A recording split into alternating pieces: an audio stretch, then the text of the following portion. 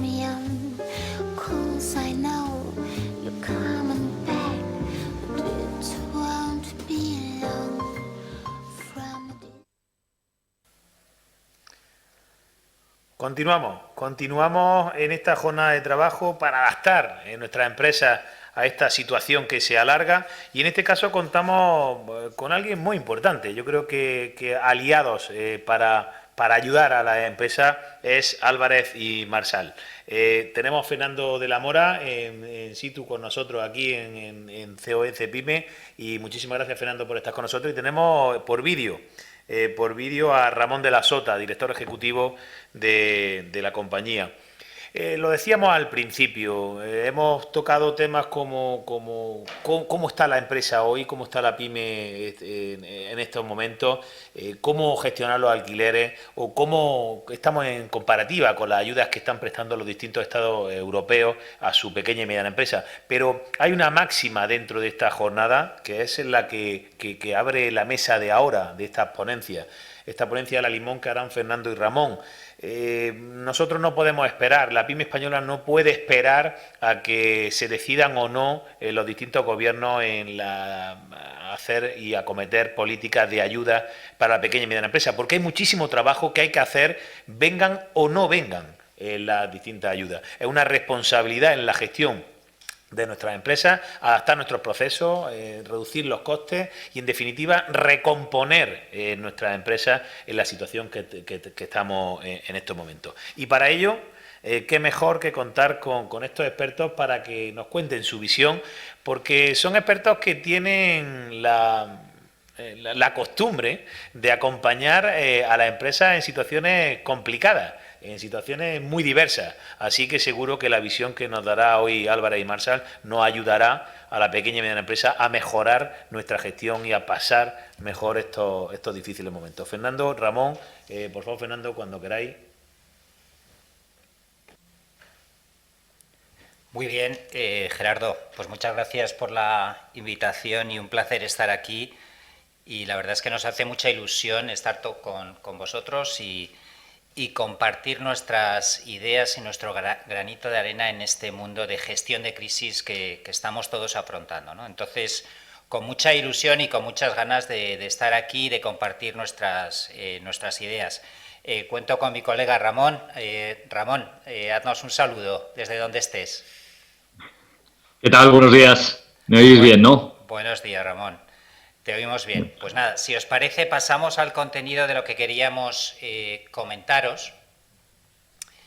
Y como os decía Gerardo, nuestro foco va a estar en la gestión. ¿Qué pueden hacer las empresas en el mundo de gestión de crisis? Yo me acuerdo, Gerardo, cuando hicimos esta sesión en el mes de mayo, desde nuestras casas, y apostábamos por la supervivencia, ¿no? Mandamos un mensaje a la pyme de gestionar la liquidez, de centrar el foco en la caja, y yo creo que nos han hecho caso y las pymes lo han hecho bien. Nuestra evaluación de la gestión de la crisis desde un punto de vista de corto plazo, de gestionar la caja, gestionar las operaciones y la incertidumbre brutal que todos hemos vivido, y optimizar las ayudas estatales, creemos que la pyme ha hecho un gran trabajo. No es suficiente, esa es la mala noticia. Hay que seguir reconociendo que la realidad es muy dura, y ahora hay que tomar decisiones estructurales de medio plazo que apuesten por la viabilidad futura de todos vosotros. Y en ese sentido os vamos a proponer un plan de 7 medidas que buscan, sí, mantener esa liquidez, pero tomar decisiones de más calado estructural, ¿no? de medio plazo, de buscar una reestructuración de las operaciones, de ajustar el modelo de negocio y reinventarse, todos lo tenemos que hacer, y de buscar soluciones de largo plazo en el ámbito de refinanciación. Queremos queremos reconocer ese gran trabajo de la pyme, pero también plantearos el reto de buscar esa viabilidad. ¿Y por qué es importante? Es importante porque os va a ayudar a salir mejor de la crisis. Una vez que estéis optimizados y que toméis las decisiones que vamos a proponer hoy, la recuperación cuando llegue será mucho más rápida y planteará una serie de oportunidades mucho mayores a aquellas que adopten estas medidas. Es decir, la recuperación se hará de una manera mucho más fácil para aquellas empresas que se reestructuren y que adopten las medidas que vamos a proponer. No os vamos a cansar mucho con números. Yo creo que los números son evidentes. La economía española está muy impactada. A nivel europeo es la más impactada. Y ya no nos da, casi nos da igual ya el impacto porque ya lo hemos vivido. Lo que nos da igual es la recuperación y el ritmo de esa recuperación. Y sabemos que va a ser lento. Haya o no vacuna, la vacuna no nos salva para tomar las decisiones que os vamos a plantear durante el día de hoy. Nosotros hemos hecho muchos análisis, como todo el mundo, y nos preocupan cuando hacemos simulaciones de escenarios adversos, ver que el 15% de las pymes pueden entrar en impago, con una destrucción masiva de empleo de 1,4 millones y generación de deuda no sostenible. ¿Qué es deuda no sostenible? Pues es la deuda que las pymes han acumulado en el proceso de crisis, que no es repagable. No es repagable porque las ventas y los ingresos han caído y los modelos de negocios han impactado de manera importante. Y no solamente hay que reestructurar la deuda, sino que hay que recapitalizar aquellas empresas que hayan sufrido pérdidas. Los importes son muy materiales, no os voy a aburrir con los escenarios y con los impactos, pero sí que nos ponen de relieve que hay que tomar decisiones. Y antes de entrar en el ámbito de las 7 medidas que proponemos, como os decíamos, queremos reconocer el buen trabajo, pero la crisis sigue aquí. Los ingresos siguen deteriorados, los costes no se han reducido todo lo que se pueden reducir, seguimos con unas operaciones inestables y todo ello nos genera la duda de la viabilidad de los negocios. Los negocios pueden que no sean viables. ¿Y por qué? Porque el repago de la deuda no sea posible con el volumen de negocios. Daremos un ejemplo de cómo podéis pensar acerca de cuánto de vuestra deuda es repagable y cuánto no. Por lo tanto, el mensaje va a ser buscar esas medidas de medio y de largo plazo, ¿no? Aquí la resumimos y os voy a dar un poco el resumen y ahora Ramón y yo entraremos en los detalles, ¿no? La liquidez ya la hemos conseguido, hay que seguir pivotándose y centrándose en la gestión de la caja. No está dada toda la liquidez que vamos a necesitar para salir adelante. Por lo tanto, el foco de la caja es importante. En el ámbito personal, siento decirlo, pero se acabaron los ERTEs y se han de plantear los ERES. Creemos que puede que haya muchas compañías que tengan que reducir niveles de empleo hasta que el volumen de negocio se recupere. Y la medida de los ERES ya se está aplicando en muchos países, en muchos sectores, y la tenemos que poner sobre la mesa, duela lo que nos duela. En el ámbito operacional hay mucho camino por recorrer para seguir reduciendo todas las partidas de costes, apretaros más el cinturón y ya no en el corto plazo, sino con medidas estructurales, buscando la digitalización, buscando ahorros que se mantengan en el tiempo. Os daremos algunas ideas. También pensamos que es momento de vender algunos activos que no sean críticos de vuestros negocios. Si tengo 10 restaurantes, pues igual 2 los tengo que vender. Si tengo 4 líneas de negocio, igual me tengo que quitar de una que pueda tener un valor interesante en el mercado para otros inversores. ¿Y por qué eso es importante? Porque nos va a dar de nuevo caja, oxígeno para plantearnos una recuperación más rápida cuando llegue. Y en el último ámbito, en el plan financiero, que os pondremos algunos detalles, hay que refinanciar la deuda. Os anunciaremos, desde nuestro punto de vista, que se va a producir una propuesta masiva por parte del ICO de un alargamiento del plazo de no pago de principal durante un año más. Hay que adherirse a esa refinanciación, pero eso no va a ser suficiente. Hay que trabajar con vuestras entidades financieras para reestructurar la deuda no sostenible y también hay que buscar nuevo capital, ya sea del empresario u otras fuentes que sean disponibles. Con ello ya pasamos de gestionar la supervivencia a gestionar la viabilidad de los negocios. Ramón, te doy paso para que nos des el detalle de estas medidas y si quieres te voy pasando las diapositivas. Vale, pues muchísimas gracias. ¿Me oís bien, no? Sí, perfectamente. Sí, pero oye, Gerardo, disculpa que no pueda estar en vuestras oficinas hoy, pero bueno, pues me ha surgido un imprevisto, ¿no? Al hilo de lo que comentaba Fernando, ¿no?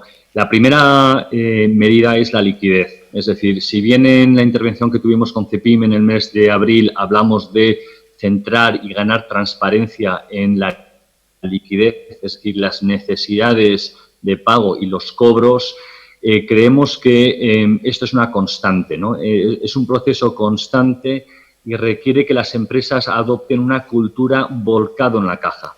La mayoría de las empresas están gestionadas siempre desde el enfoque de rentabilidad, ¿no? O sea, incrementar volúmenes de ventas, incrementar rentabilidad. Pero las empresas, en definitiva, no mueren por falta de rentabilidad, sino mueren por liquidez. Y esto es muy importante. Las pymes tienen que tener, digamos, identificadas sus necesidades a corto plazo, ¿no? Nosotros solemos, cuando hablamos con empresarios, les solemos proponer que hagan, digamos, un plan detallado de pagos y cobros, ¿no? de 13 semanas, lo que llega a ser 3 meses, ¿no? Para tener esa visibilidad y tranquilidad y poder actuar ante imprevistos, ¿no? Esto lo que te hace es dar cierta estabilidad a tus necesidades de caja. Y lo que vimos con el estallido de la crisis del COVID es que en el mes de marzo y abril, cuando se dispusieron los avales ICO y digamos, la banca abrió la mano a esa financiación, hemos visto que las pymes han hecho buen uso de eso, ¿no? Habiendo dicho esto, no quita que es un parche. Estas ayudas, estos, digamos, créditos blandos avalados por el Estado, habrá que devolverlos, ¿vale?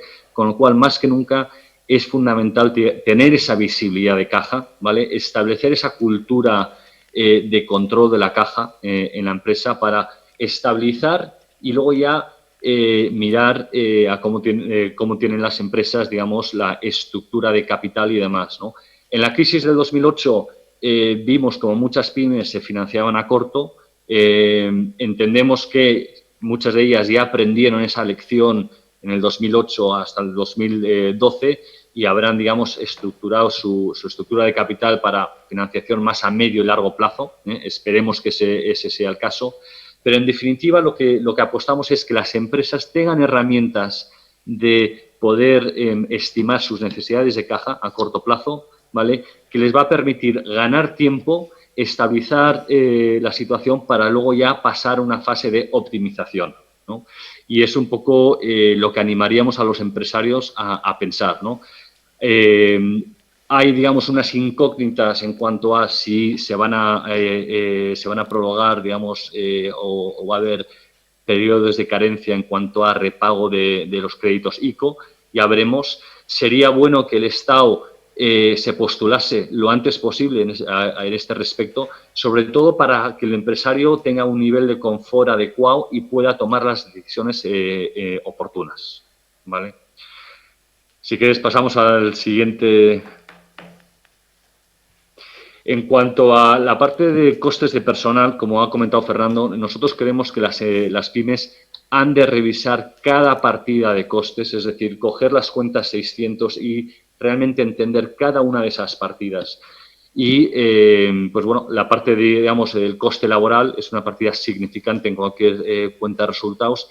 Y mucho me temo que, si bien las medidas del estallido del COVID han ido bien dirigidas, ¿no?, en cuanto a la implementación de ERTES, cuando se anunció el estado de alarma por parte del Gobierno, digamos, se animó a que las pymes se acogiesen a esos ERTES y unas semanas más tarde se metió una coletilla de que no se podía hacer despidos hasta 6 meses pasado la última modificación de un ERTE que hubiese aplicado una pyme, ¿no? De una forma quizá retroactiva. Lo que hemos visto con los ERTES es que se han ido prolongando, 30 de junio, 30 de septiembre, ahora 31 de enero, y yo creo que por parte del Gobierno sería muy interesante, o sería necesario, más bien dicho, para las pymes, entender si va a haber extensión de ERTES, sí o no, si va a ser una decisión sectorial, sí o no, y si no, realmente que las pymes entiendan qué funciones o qué personal se podría reducir. Entendemos perfectamente que son medidas traumáticas en las empresas, pero si debemos salvar el perímetro empresarial, mucho me temo que la aplicación de ERES va a ser necesario, ¿no? Nosotros sí tenemos conversaciones con pues diferentes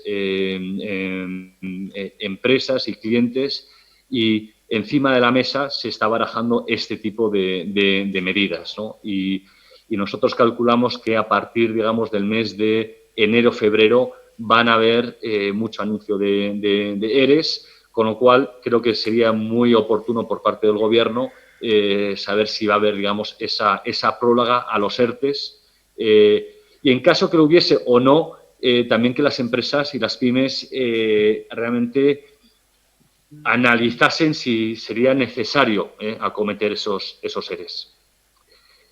Otra de las palancas o elementos que creemos que las pymes han de analizar es la parte de sus operaciones, procesos internos y la parte del supply chain, ¿no? Con el estallido del COVID creo que se hizo un esfuerzo gigantesco por parte de toda la cadena de suministro, proveedores, clientes y demás, para mantener esas empresas no esenciales operativas, metiendo, digamos, todas las medidas de seguridad, higiene y demás que pudiesen proteger a los empleados de contagios del COVID.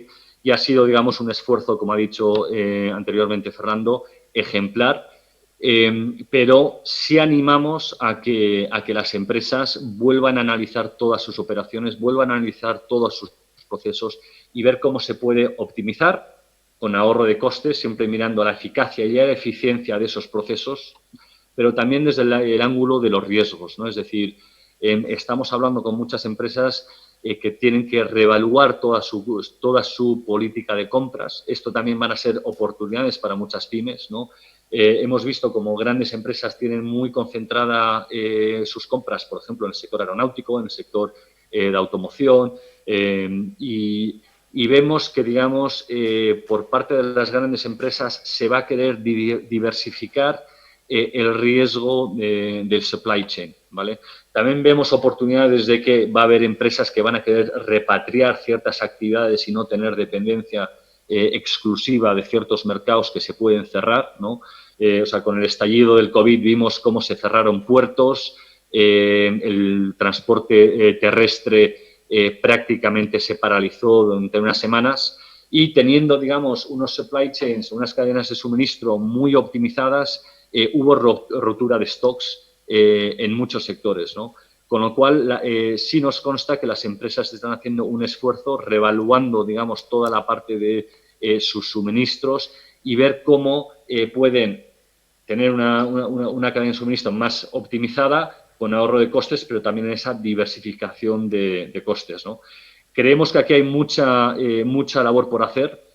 Animaríamos a todas las pymes a revisar otra vez todas las partidas de costes y entender qué es un coste fijo, qué es un coste variable y cómo se puede variabilizar costes fijos. Y esa va a ser una de las claves a la hora de poder ganar esa flexibilidad que para adaptarse a la demanda, ¿no? A los picos y valles del mercado que entendemos van a surgir. Si pasamos a la siguiente palanca, que es, digamos, la palanca tecnológica y de digitalización, ¿no? Aquí, digamos, creemos que la pyme española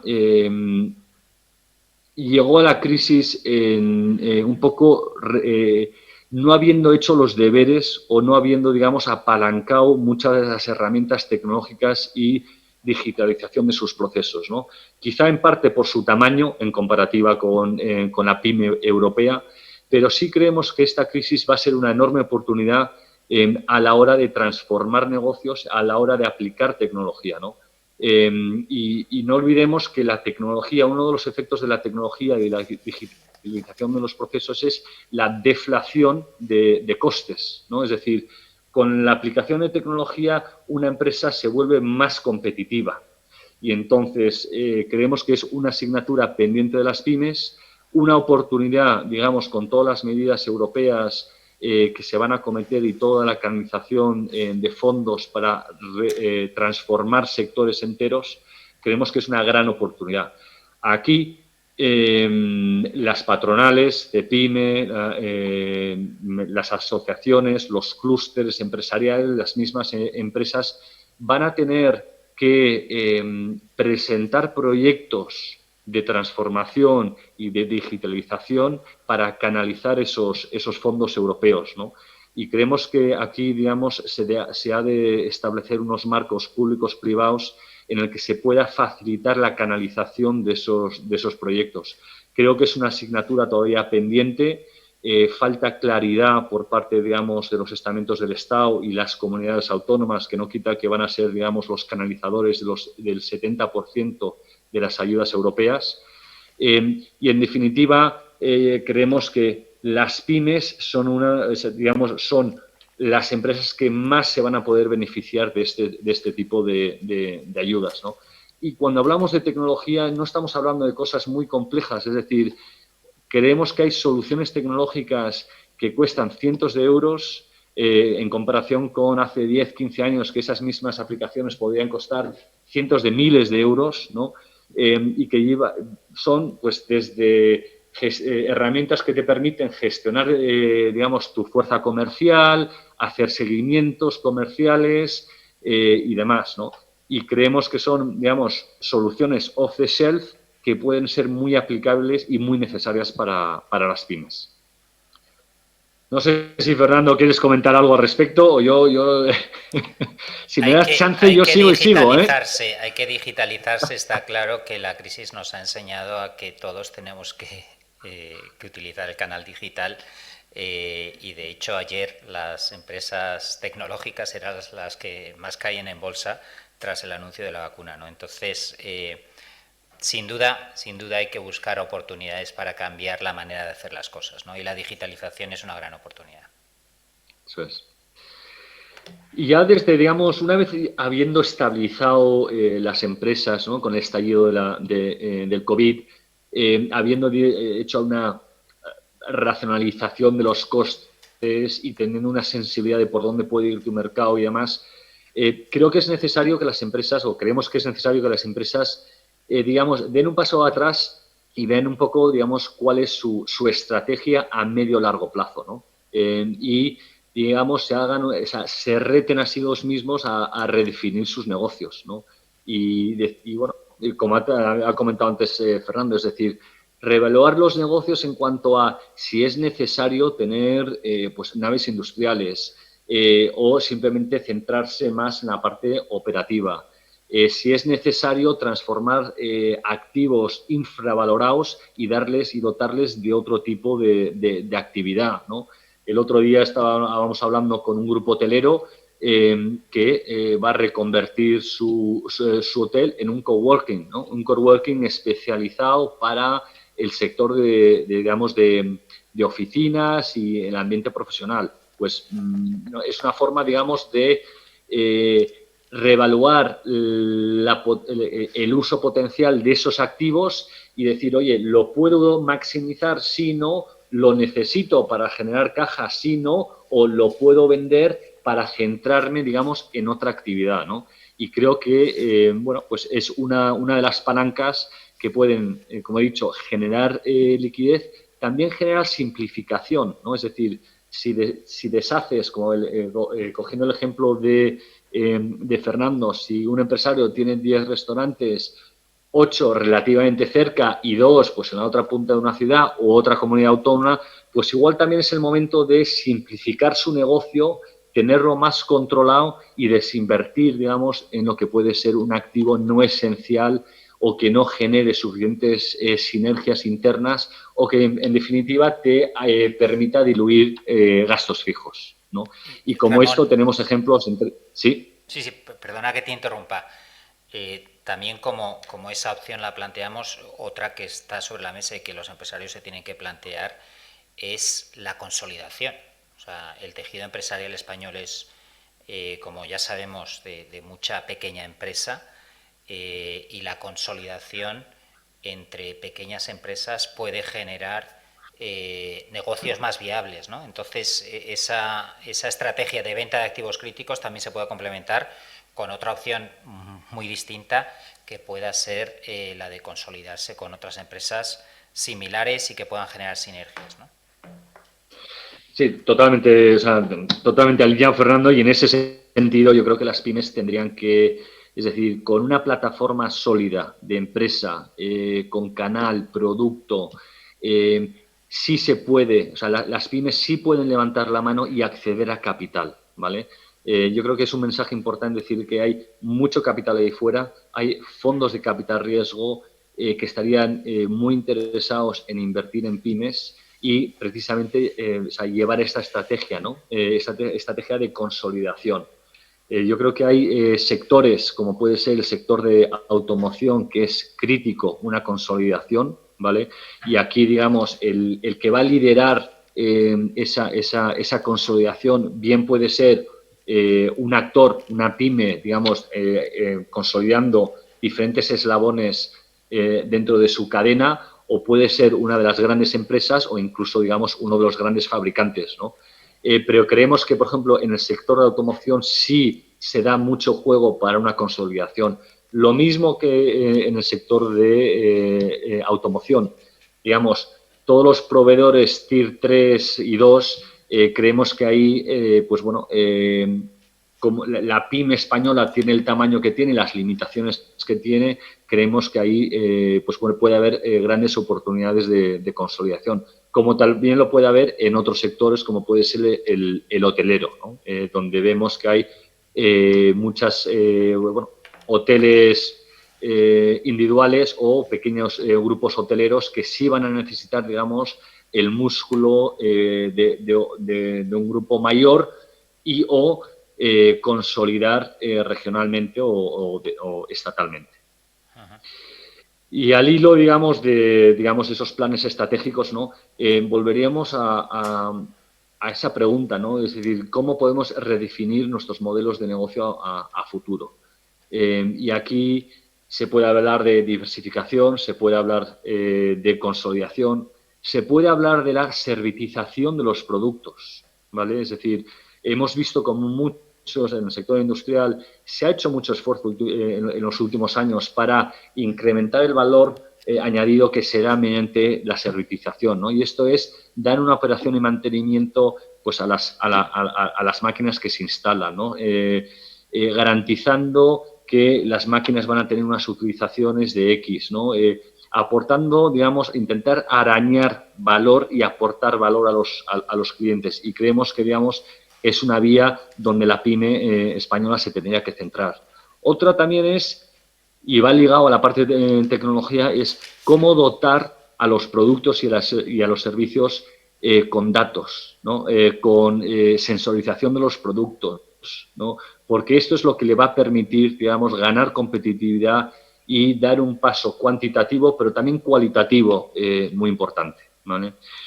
Y por último, yo creo que también las empresas a la hora de redefinir sus negocios tienen que hacer un análisis de realmente qué es lo que les aporta la rentabilidad, qué es lo que no, y valorar muchas veces si es necesario cierre de líneas, cierre de negocios o reconversiones, ¿no?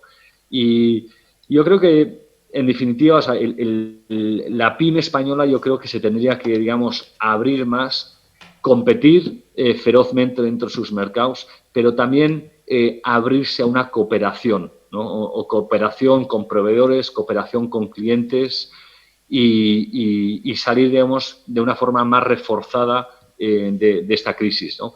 Porque no quita que hay sobrecapacidad instalada y, como bien ha apuntado al inicio Fernando, la crisis, es decir, la economía española parece ser que va a cerrar el año con una caída del PIB en torno al 13%, en el 2021 se espera una recuperación en torno al 7%, pero por el camino va a haber una destrucción. Entonces va a haber capacidad, digamos, ociosa, tejido industrial que se puede destruir de alguna forma. Entonces, a la hora de, digamos, de pensar cuál es ese modelo de negocio a futuro, ¿no? Muchas veces hay que pensar cómo le doy otra utilidad a mi maquinaria que está, digamos, paralizada, a mi gente, a mi conocimiento y demás, ¿no? Y realmente abrirse a escuchar a todo el mundo dentro de sus organizaciones y no tener miedo a la hora de tomar decisiones contundentes y, en definitiva, arriesgar, que es lo que hacen todos los empresarios, ¿no? Por ir concluyendo, Ramón, y también dejar algo de tiempo para que podáis almorzar, porque si no, no vais a poder tener la energía para tomar todas estas recomendaciones y medidas que estamos poniendo sobre la mesa, el ámbito financiero, ¿no? El ámbito financiero es el que puede generar la insolvencia de las empresas. Os ponemos aquí un ejemplo sencillo, a ver si lo puedo explicar para que lo entendáis, y si queréis podemos trabajar con vosotros para ayudaros a profundizar en qué es deuda no solvente, qué es deuda no sostenible, cuándo las empresas entran en riesgo de quiebra, ¿no? Creo que es importante que los empresarios lo entiendan, ¿no? Pre-COVID una empresa podía tener ingresos de 100 millones, un EBITDA de 20, es decir, beneficios antes de intereses y de impuestos de 20 y una deuda de 60. Pues bueno, eso es 20 de beneficios o EBITDA, 60 de deuda 3 veces. Eso suele ser sostenible. ¿Por qué? Pues porque si a 60 millones de deuda le aplico un tipo de interés de la deuda del 2%, es 1,2 millones, y si asumo que tiene un plazo de 10 años, pues tengo que repagar el principal y son otros 6 millones. Me quedo con 7,2, tengo 20, gano suficiente para cubrir los intereses y el repago de la deuda. ¿Qué es lo que ocurre ahora? Entramos en la crisis, los ingresos caen de 100 a 70, caen el 30%, el EBITDA me cae 5 veces, a 5 millones, y mantengo la deuda, incluso la he aumentado porque he adoptado más liquidez. Mi EBITDA deuda es de 14 veces. No me da. Mis ingresos no me dan, ni para pagar la deuda ni para repagar.